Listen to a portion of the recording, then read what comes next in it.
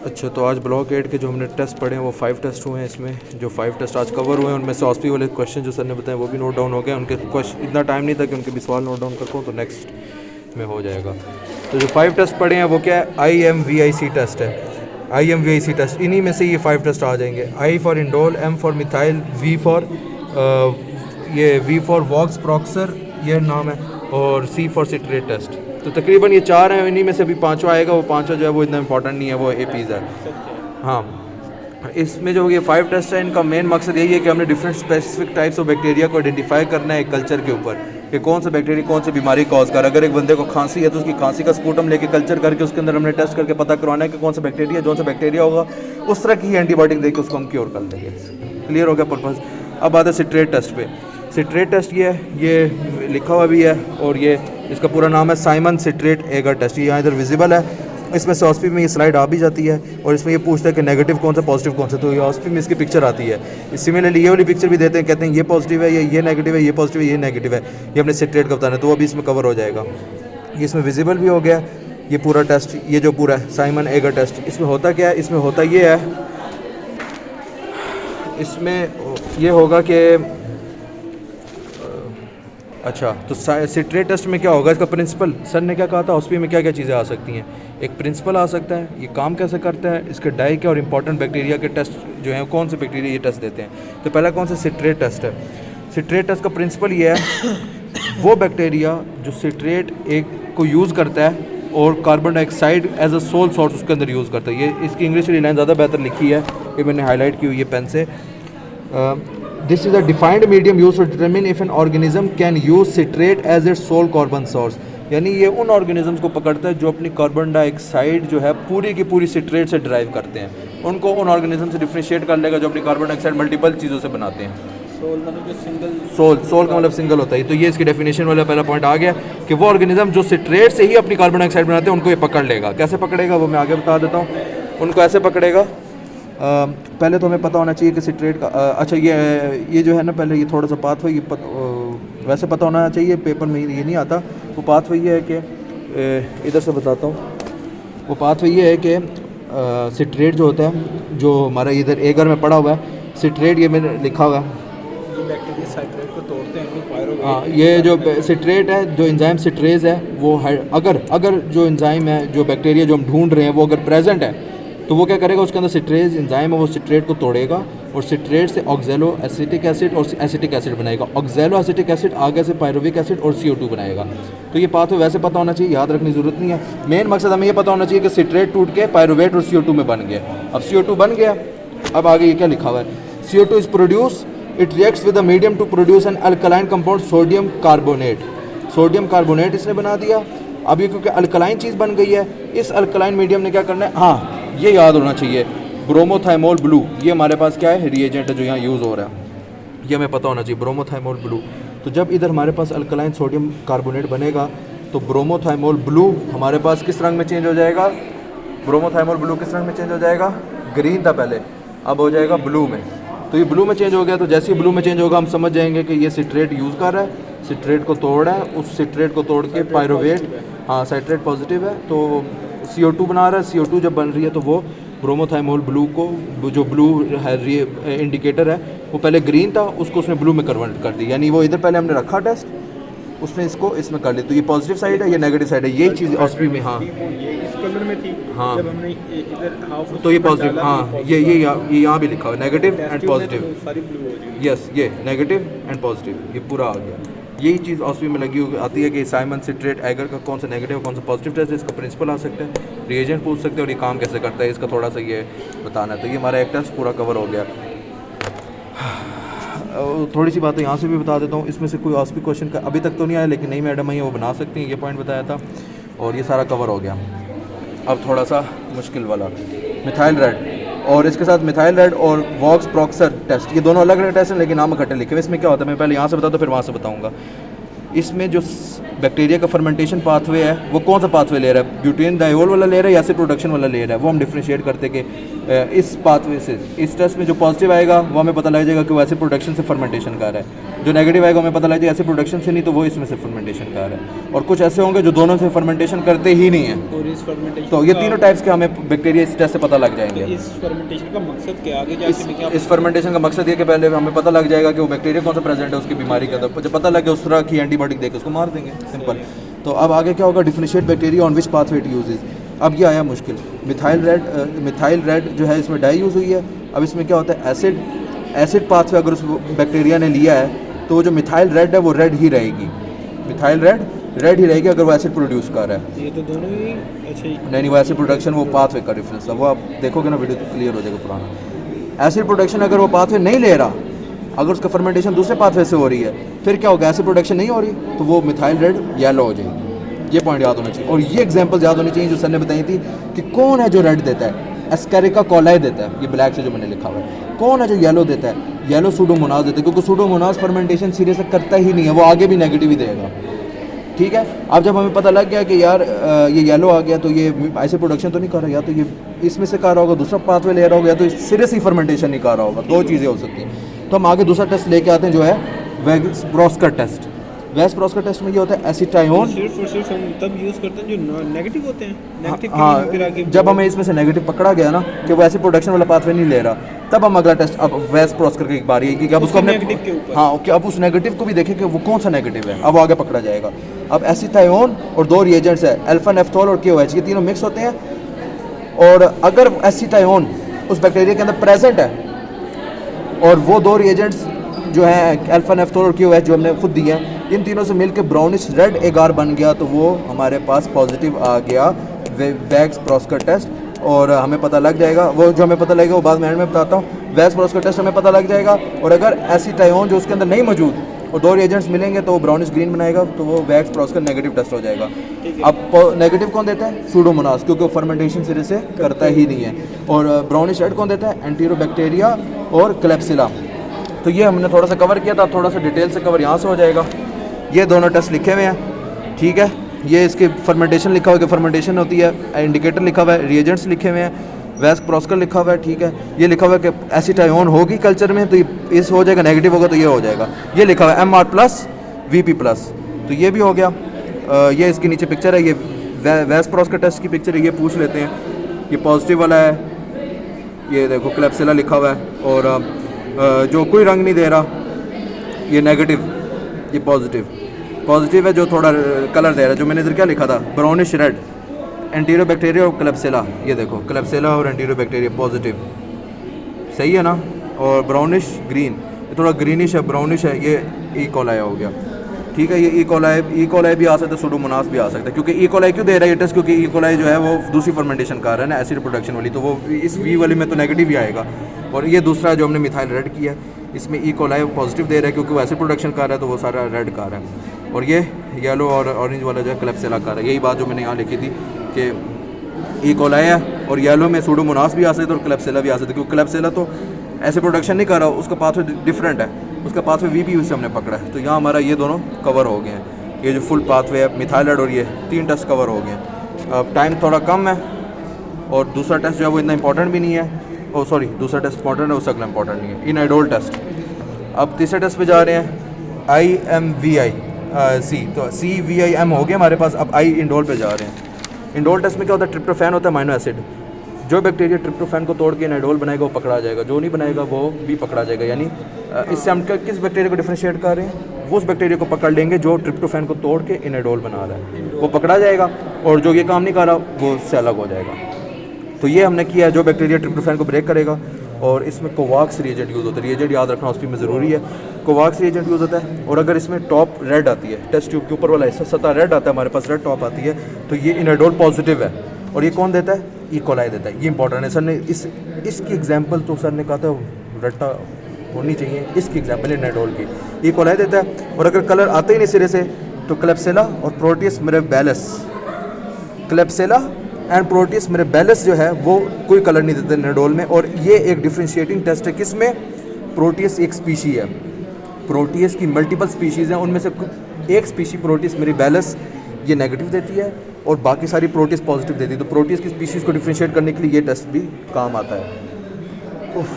और बाकी प्रोटीज को एक तरीके से और भी डिफ्रेंशिएट कर सकते हैं, वो एंड में लिखा हुआ है, वो ये लाइन लिखी हुई है कि माल्टोज फर्मेंटेशन भी हम डिफ्रेंशिएट कर सकते हैं वो, लेकिन वो सिर्फ 2 स्पीशीज़ में कर सकते हैं, 2 भाइयों में। ये पूरी उस रेस में डिफ्रेंशिएट कर रखे, पूरी रेस पॉजिटिव दे रही है इनाडोल, और मिरीबैलस जो है वो जो उधर जो है इनाडोल नेगेटिव दे रही है। लेकिन इधर सिर्फ 2 प्रोटीज वल्गैरस पॉजिटिव दे रहा है और प्रोटीज वल्गैरस नेगेटिव दे रहा है माल्टोज फर्मेंटेशन। ये पॉइंट था वैसे प्रोटीज के वाले से। अभी मैं वापस इधर आता हूँ, टाइम थोड़ा कम है, तो ये हमारा कवर हो गया। अब यहाँ से थोड़ा इसको देख लेता हूँ। ये गिवन है इनाडोल टेस्ट, ये लिखा है कि सर्टेन ऑर्गेनिजम्स है, कोवाक्स रिएजेंट है, और इसमें इतनी जरूरत नहीं, ये पिक्चर आती है ऑस्पी में। ये पूछते हैं कि पॉजिटिव है नेगेटिव है, तो हमने देखना रेड टॉप है, रेड टॉप है, ई कोलाई देता है पॉजिटिव है, नहीं है रेड टॉप नेगेटिव है। नेगेटिव कौन दे सकता है? क्लेप्सिला और प्रोटियस मिरीबैलस। ठीक है, ये भी कवर हो गया, ये वाला टेस्ट हमने नहीं करना। अब आता है तीसरा टेस्ट, ये तो सबसे इंपॉर्टेंट टेस्ट, इसको मैंने एंड में करना है। इसके बाद एक और टेस्ट आता है APIs, वो एंड में है, हाँ उसको मैं डिफ्रेंशिएट कर देता हूँ। API इसमें सॉफ्टवेयर वाला कुछ नहीं आता, लेकिन पढ़ाया तो थोड़ा सा मैं डिस्कस कर देता हूँ। API में क्या है, सर ने कहा था API में क्या 20 टेस्ट होते हैं, ये 20 टेस्ट पढ़े हुए हैं, ये 20 टेस्ट पढ़े हुए हैं लाइन में, ये सारे 20 टेस्ट पढ़े हुए हैं। इसमें क्या होता है, इस तरह की फॉर्म में कोड लिखे होते हैं 1 2 3 4 5 6 7 8 9, यहाँ से 20, और एक 21 भी टेस्ट होता है ऑक्सीडेज टेस्ट, जो इधर नहीं लिखा हुआ। अब इसके नीचे हम स्कोर लिखते हैं, पहले ट्रायड में तकसीम करते हैं 1 2 3, एक ट्रायड है 4 5 6, एक ट्रायड है 7 8 9, एक ट्रायड है टिल 20। अब हर ट्रायड के नीचे हम स्कोर देते हैं 1 2 4 1 2 4 1 2 4 1 2 4, ये सारा स्कोर देंगे।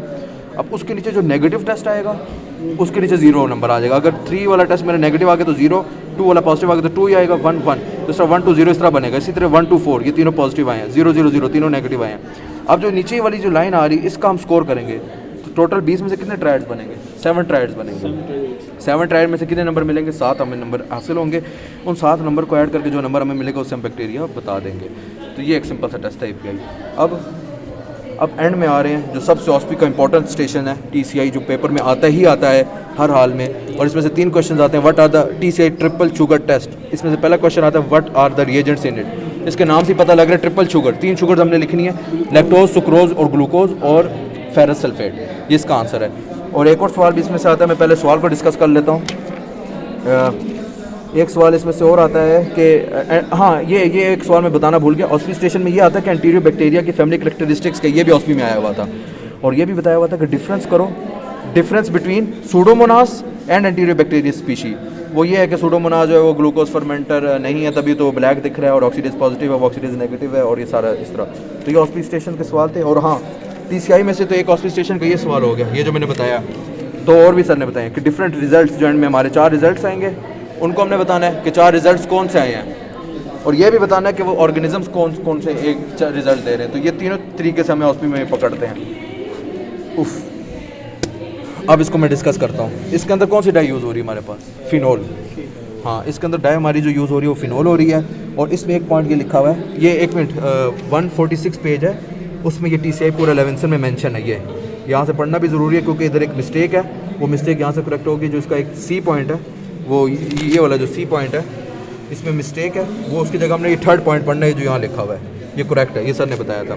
एनीहाउ, इस पे आता हूँ, डाई कौन सी यूज़ हुई? फिनोल यूज़ हुई। अब ये पूरा एक एगर पड़ा हुआ है, पूरा एक एगर की प्लेट पड़ी है, उसमें जितनी भी हमारे पास शुगर होगी ना, glucose is present in 1/10 the concentration of other 2 sugars. जो 2 शुगर्स की टोटल कॉन्सेंट्रेशन है उसमें से एक 10वां हिस्सा 1/10 वो ग्लूकोज है। यानी अगर 1% हमारे पास सुक्रोज और लैक्टोज मिला के पड़ी है ना, उसमें से 0.1% ग्लूकोज हमारे पास। 10 मॉलिक्यूल्स अगर 10 मॉलिक्यूल्स हमारे पास दूसरों के हैं ना, तो एक मॉलिक्यूल हमारे पास, हाँ। तो लेकिन अब 1% वाली भी एग्जांपल, हाँ वो इजी है। और ये 1% वाली ये है कि 1% अगर पड़ा तो उसमें 0.1% ग्लूकोज है। अच्छा, ये पॉइंट हमें आगे यूज़ होगा, तभी सर ने बताया था। अब आता है टेस्ट ट्यूब। टेस्ट ट्यूब में ऊपर एक हिस्सा होता है स्लांट, ये ऊपर वाला हिस्सा, और नीचे बट होती है। 2 बट जो है बॉटम है, बॉटम नॉन ऑक्सीजनेटेड होती है क्योंकि उधर ऑक्सीजन इतनी नहीं लग रही होती। और जो स्लांट है वो ऊपर वाला हिस्सा वो वेल ऑक्सीजनेटेड होता है, वो थोड़ा लिक्विड होता है। जो नॉन ऑक्सीजनेटेड हो थोड़ा सॉलिड होता है। स्पेसिमेन ऐड करते 4 टाइप्स के हमें रिजल्ट्स मिलेंगे एंड में। अब फिनोल रेड है, फिनोल रेड जो हम यूज़ कर रहे हैं उसका ओरिजिनल कलर भी रेड है। फिनोल रेड का ओरिजिनल कलर हमारे पास रेड है। अब हम इसको पहले केस में जाते हैं, ये हमारा केस नंबर 1 आ रहा है। केस नंबर 1, लैक्टोज फर्मेंटर वाले बैक्टीरिया हमने पकड़ने हैं। अब हम क्या करेंगे, अगर एक बैक्टीरिया हमारे पास लैक्टोज फर्मेंटर है तो उसमें हम क्या करेंगे, अगर हमारे पास एक बैक्टीरिया लैक्टोज फर्मेंटर है तो उसमें हम एसिड जो है उसको इंक्रीज़ करेंगे। और उसमें जो हमारे पास अच्छा जो लैक्टोज फर्मेंटर, मैं इसको थोड़ा जल्दी से कवर अप करता हूँ। जो लैक्टोज फर्मेंटर है वो ये होगा कि लैक्टोज फर्मेंटर अगर एक बैक्टीरिया है तो उसके अंदर अबंडेंट एसिड बनेगा।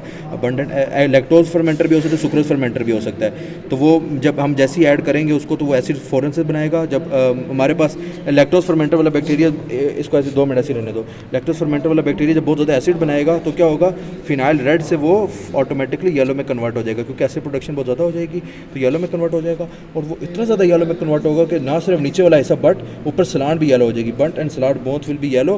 तो ये हमारे पास पहला सिनेरियो आ गया केस 1 के butt and slant whole will be yellow. और ये कौन से बैक्टीरिया हमें देते हैं, EEK। ये हमारे पास EEK ये है, इसको याद रखने का तरीका, ई कोलाई, एंटीरोबैक्टर और क्लेप्सिला।